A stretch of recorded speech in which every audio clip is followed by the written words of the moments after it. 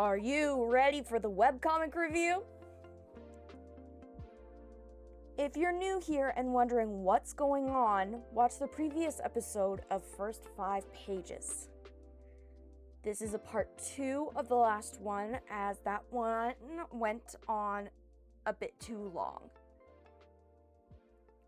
Now, for the moment you have been waiting for, my review of the webcomic. Again, I feel I must reiterate, my review is not whether I think the series is worth it, but if it is rereadable. Before I give my verdict, here's what I remember of the series. My memories of the original series are a bit muddled, as I was going through a tough time when I read through it the first time, and was also reading other CEO romance stories at the same time. But each one stood out in their own right, and when I saw the title, the first thing I remembered was the comfort and laughter the story brought me, which is the main reason I chose to make the video in the first place. I remember I started it and fell a bit behind, and then picked it up again when the series was a month away from finishing, and I binge read it all, with the series finale coming out when I finally did catch up. Now, here's my breakdown of the episodes. For the prologue, the art style is nice, and I dig the pink wig. It's much more efficient at asserting the premise than the other adaptations. Because of this, it feels more like a trailer than an episode, than like start of an episode or start of a book, essentially. Which for me is a good thing. I like it when the prologues are like that. Gives you an idea of what you are getting into. For episode 1, the art style, funnily enough, reminds me of the almost watercolor style 80s anime had. It's pretty enough to show that the artist is taking the story seriously, while still allowing enough wiggle room for serious expressions. Plot-wise, though, I think I have a preference for the drama's approach of introducing Teemu through a walk of triumph in the airport, as that lets us have a better idea of what Teemu is like before we meet him. For episode 2, it's least better than the novel because of one simple thing.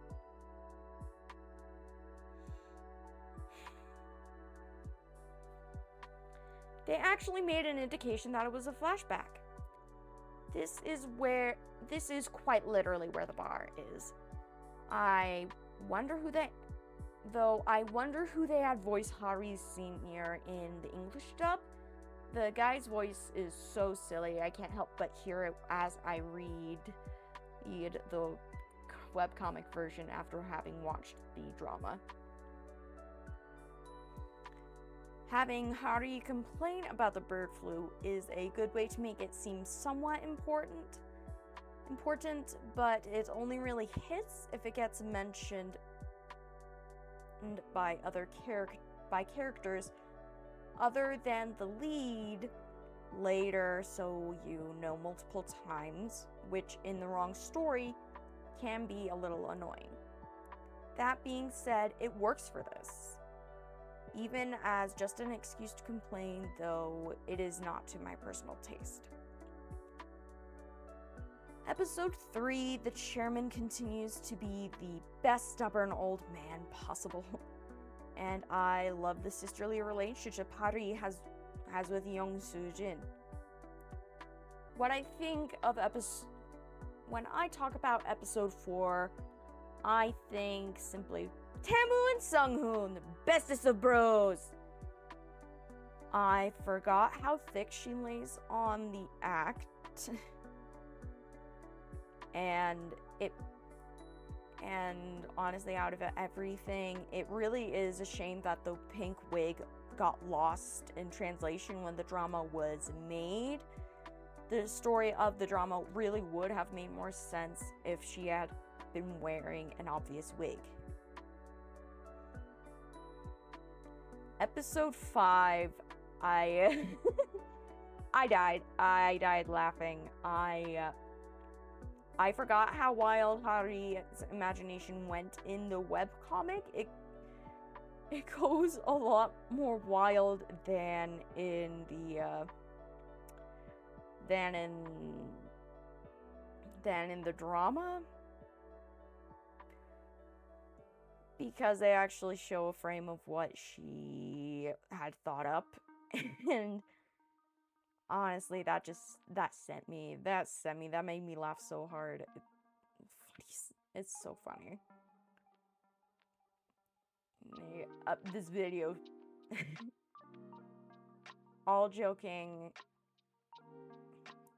in all seriousness, episode 5 was really funny and got me interested in rereading it again.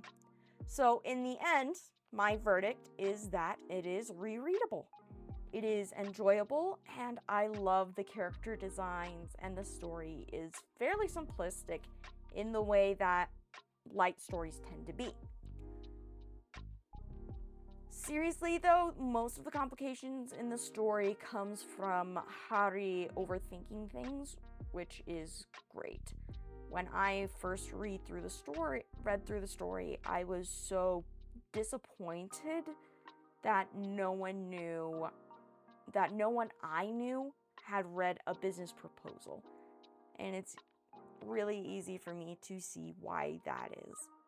As in the area I'm in, nerds and the like turbo nerds, geeks, all of that fun stuff is in fact present and widespread, but the annoying part is that because it is widespread, it is also spread thin at the exact same time.